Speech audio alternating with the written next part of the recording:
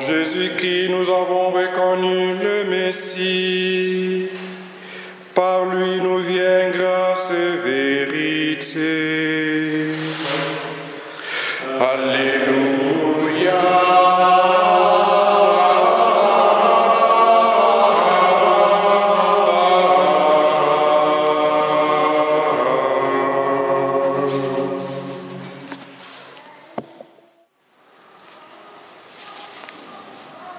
Frères et sœurs, la parole de Dieu de ce dimanche nous rapporte des récits de vocation, d'appels adressés par Dieu, des récits très riches pour que nous comprenions ce dont il s'agit précisément lorsque Dieu appelle.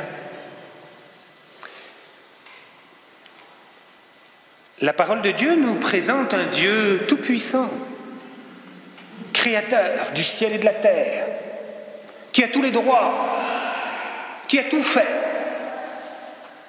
Alors on pourrait penser que lorsque ce même Dieu appelle, tous, comme un seul homme, au garde à vous, répondent « me voici ». Ce n'est pas tout à fait ce qui se passe dans les récits de vocation. Et même c'est très étonnant, cette manière qu'a le Dieu Tout-Puissant d'appeler avec délicatesse, plutôt qu'en montrant ses droits de Dieu, d'appeler de telle manière même que Samuel, le petit Samuel, ne comprend même pas que c'est Dieu qui l'appelle. Il va falloir 3 fois que Dieu appelle pour qu'enfin à Samuel se donne une indication. Tu répondras alors, parle, Seigneur, ton serviteur écoute. Ça, c'est sûrement la première grande caractéristique de la vocation. Oui, nous sommes tous appelés, mais par un Dieu qui appelle de façon délicate, attentive. La deuxième particularité, c'est que Dieu appelle, certes, mais des gens dont on se demande vraiment pourquoi il les appelle, eux. Avec Samuel, c'est évident, on nous dit Samuel est un enfant.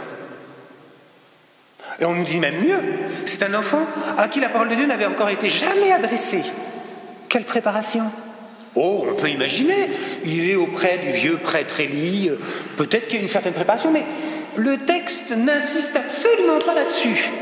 À aucun moment on nous dit « Oh, Samuel était un bon petit gars qui méritait que Dieu s'adresse à lui ». Non, le récit passe complètement au-dessus de ça. Et si vous regardez l'Évangile, c'est la même chose. On ne nous a absolument pas présenté ces 2 disciples qui se trouvaient auprès de Jean-Baptiste à ce moment-là. On peut se dire, ouais, quand même, ils sont bien ces gars-là. Et puis Pierre n'est pas loin, donc lui aussi, finalement.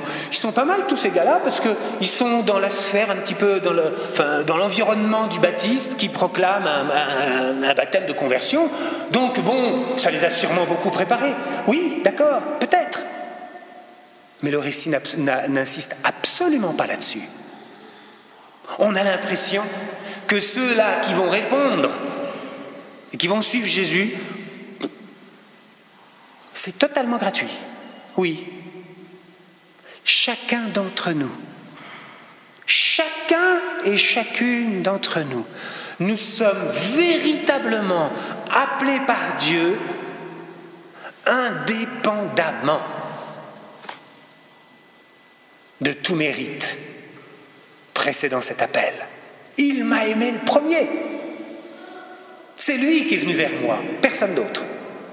Et c'est sûrement pas moi qui, est provoqué d'une certaine manière par un acte méritoire que j'aurais posé, l'appel qu'il m'adresse. Non, certainement pas. Comme c'est important de s'en souvenir lorsque nous sommes chrétiens. Magnifique appel à la sainteté. Aucun d'entre nous ne peut prétendre comprendre, selon des critères humains, que Dieu l'ait appelé au baptême, c'est-à-dire à la sainteté. Mais aussi, aucun d'entre nous ne peut prétendre que Dieu ne l'appelle pas en regardant la misérable vie qui est la sienne. Non, puisque précisément, ce n'est pas selon un de ces critères que Dieu appelle. Donc aucun d'entre nous ne peut refuser l'appel à la sainteté que Dieu lui adresse. Plutôt, Dieu nous laisse libres de répondre oui ou non à cet appel, mais le non n'aura aucun justificatif rationnel. Dans ces appels aussi, il y a un autre élément qu'on peut rencontrer, c'est que, eh bien, celui qui est appelé, Dieu attend de lui une certaine disposition. Oui, il y a une disposition intérieure qui me permet de répondre à l'appel de Dieu, de l'entendre et de le répondre, et d'y répondre. Dieu ne fait pas sans moi. Ah non, on le voit bien chez le petit Samuel. Quelle docilité! Quelle naïveté et quelle docilité! Par 3 fois, il va réveiller le vieux prêtre Élie. Ah oui, tiens. Mais il va finir par obéir à l'indication. Il va obéir tout de suite à l'indication que le vieux prêtre Élie va finir par lui donner. La disposition, c'est requise ici, c'est la disponibilité à l'égard d'une indication qui vient d'un autre. Qui vient d'un autre. Et dans le récit évangélique que nous avons entendu, c'est la même chose. Les 2 disciples, les 2 premiers disciples, le disciple mystérieux et André qui nous est présenté ensuite, certes, on ne nous montre pas leur mérite pour suivre Jésus, le droit qu'ils ont de suivre Jésus, mais ils sont d'une disponibilité extraordinaire à la parole que Jean-Baptiste, un autre, une fois de plus, leur adresse en désignant Jésus, voici l'agneau de Dieu. Disponible pour eux deux, pas les autres qui sont autour, mais eux deux, répondre à cette désignation en suivant l'agneau de Dieu. Celui qui vient pour enlever le péché du monde, celui qui vient de la part de Dieu, ils le suivent. Et même pour Pierre, qui n'était pas là ce jour-là, mais le lendemain, il lui faut une indication et une disponibilité à recevoir une annonce assez radicale et assez verticale de la part de son frère de sang, ce qui n'est jamais très très commode d'ailleurs, surtout que Pierre, semble-t-il, est l'aîné des 2 frères, Pierre et André. Il faut quand même être un peu intérieurement un petit peu avide et disponible pour accepter que son frère lui dise « Nous avons trouvé le Messie ». Annonce forte, c'est-à-dire celui que Israël attend depuis des siècles. Nous avons trouvé le Messie. Ah bon? Eh bien, Pierre accepte d'être emmené à Jésus et de s'ouvrir à cette nouvelle rencontre.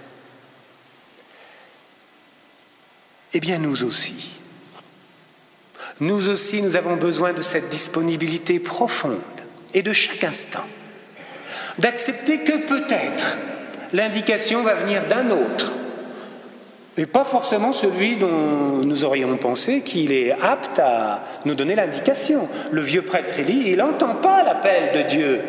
C'est pas à lui que l'appel est adressé. Pourtant, c'est lui qui donne l'indication à Samuel. Si on t'appelle, tu répondras, parle Seigneur, ton serviteur écoute. Entendre une indication, être attentif dans sa vie concrète à ce qui pourrait présenter un appel. S'y disposer, répondre généreusement, oui, tout ça fait partie de notre vocation. Et c'est ce que nous voulons vivre. Il y a également une autre dimension que ces vocations nous disent clairement. Quand Dieu appelle, ça nous dérange, ça nous déplace, ça nous transforme radicalement. On le voit avec le petit Samuel, qui jusque-là n'avait pas entendu la parole de Dieu, non, mais qu'à partir du moment où Dieu a établi contact, ça y est, hein, Samuel est connecté. Il est connecté là où il faut. Hein. À partir du moment où Dieu a établi le contact, Samuel est totalement transformé. Il devient le grand juge en Israël, qui va faire des rois, le petit Samuel, qui n'est rien du tout en dehors de Dieu. Mais par Dieu, par le choix de Dieu, par la décision de Dieu, ce petit bonhomme qui n'a aucun mérite particulier, selon le récit, devient le faiseur de rois, Saül, David, formidable. On voit bien ça aussi dans l'Évangile. Un peu moins manifestement, un peu plus discrètement, mais tout aussi réellement. Les deux premiers, ils virent, ils vinrent. Ils virent, on connaît ça, hein, Veni, Vidi, hein, c'est connu. Hein. Alors, il n'y a pas le Vici, hein, parce qu'on n'est pas chez Jules César ici. Mais on voit bien, ils virent où il demeurait et ils demeurèrent auprès de lui ce jour-là. Or, dans le langage johannique, on est dans l'évangile de Jean ici, demeurer à une place tout à fait particulière, unique. C'est une terminologie qui dit la relation ajustée et pleine de promesses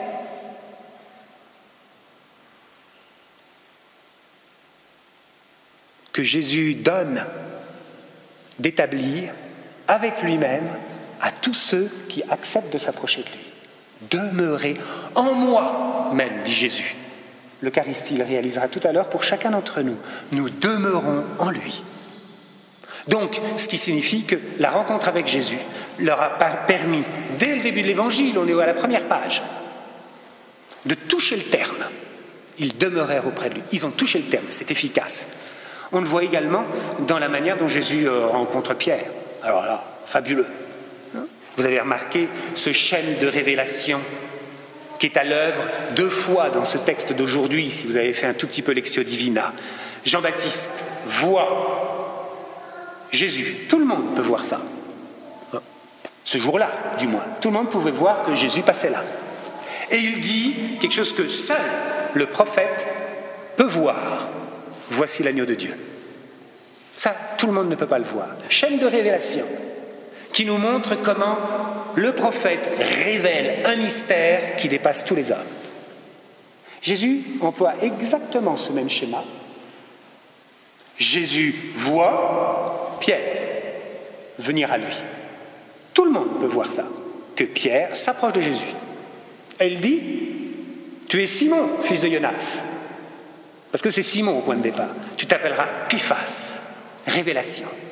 Révélation du rôle ecclésial, proprement ecclésial, de ce pauvre homme que Jésus choisit et révèle, et dont il révèle la place exacte. Il sera la pierre de l'Église. Tu t'appelleras Képhas. Pierre est totalement transformé. Ce jour-là, la narration ne nous dit pas que Jésus a expliqué à Pierre tout ce que ça signifiait de devenir le premier pape. Pierre, qui sortait tout juste de sa barque et de ses filets, en gros. Hein. C'est lui, Pierre. C'est celui-là. Hein. Ah ben, si Jésus lui avait dit ça, très probablement, comme saint Luc au chapitre 5 nous le dit, Pierre aurait dit « Passe loin de moi, Seigneur, je suis un homme pécheur. » Et il aurait eu raison. Ici, rien de tout ça. Tu es Simon, fils de Jonas ? Tu t'appelleras Képhas. Autorité de Jésus qui me transforme radicalement pour me faire devenir ce qu'il veut que je sois. Du moment que je me présente à lui, du moment que je suis disponible à ce qu'il veut pour moi. Frères et sœurs, nous avons là vraiment le résumé de toute vocation chrétienne. Ah oui, il ne faudrait pas que les laïcs se disent « ça c'est bon pour les religieux, qu'est-ce que vous voulez, eux, pas de peau, ça leur est tombé dessus. Nous, on fait notre vie dans notre coin. » Non, c'est pas vrai. C'est même totalement faux. Nous sommes tous appelés par vocation à la sainteté, pas moins que ça. C'est crucial, hein? C'est crucial d'accepter, oui Seigneur, je le sais, je le crois, tu m'appelles à la sainteté. C'est crucial, hein? Parce qu'au ciel, il n'y a que les saints. Les autres ne sont pas au ciel. C'est donc crucial de choisir et de dire oui, je ne vois pas comment. Je vois ce que je suis, donc je ne vois vraiment pas comment. Mais c'est sûr, Dieu m'appelle à la sainteté. Eh bien, demandons en ce dimanche à Jésus ressuscité, que nous célébrons, comme tous les dimanches, d'être victorieux de toutes nos résistances à cette vocation merveilleuse qui est la nôtre. Demandons à Jésus ressuscité de nous faire accéder, parce qu'il nous rend intérieurement disponibles à ce projet divin qu'il a sur nous. Oh, nous ne savons pas quelle sainteté, oh, nous ne savons pas comment nous vivrons la sainteté, mais nous en sommes certains. Dans son regard, nous sommes déjà des saints. Demandons que cette Eucharistie que nous allons recevoir établisse ce lien que Jésus veut avec chacun de nous, dont il désire tellement qu'il s'accomplisse maintenant. Ce lien où nous demeurons en lui et lui en nous. Et en cela, où nous devenons les enfants saints et bien-aimés du Père. Amen.